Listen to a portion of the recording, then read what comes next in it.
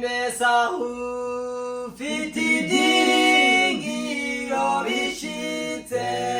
Besu wiringiye ninde okukurema gatima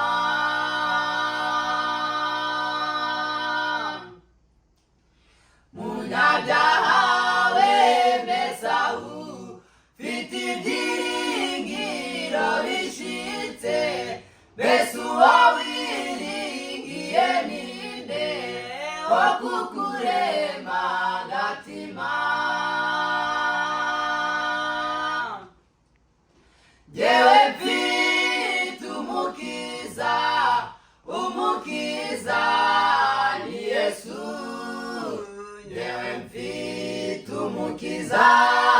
niwe niringiye wenyine Jewe mfite umukiza ni Yesu Jewe mfite umukiza niwe niringiye wenyine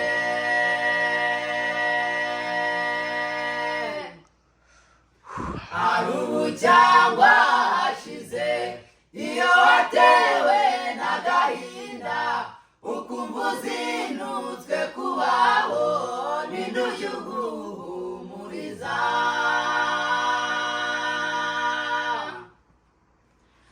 Arubu cyangwa hashize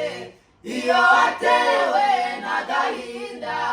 ukumva uzinutswe kubaho n'indushyi uguhumuriza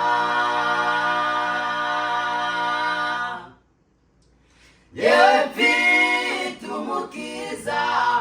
umukiza ni Yesu Yewe mfite umukiza niwe niringiye wenyine Yewe mfite umukiza ni Yesu Yewe mfite umukiza niwe niringiye wenyine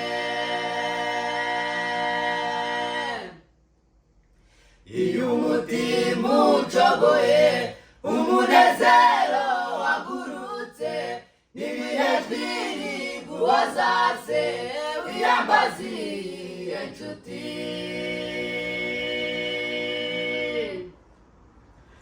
Iyo umutima ucogoye umunezero wagurutse n'ibirejwi guhozase wiyambaziye nshuti Yewe mfite umukiza ni Yesu Yewe mfite umukiza niwe niringiye wenyine Yewe mfite umukiza ni Yesu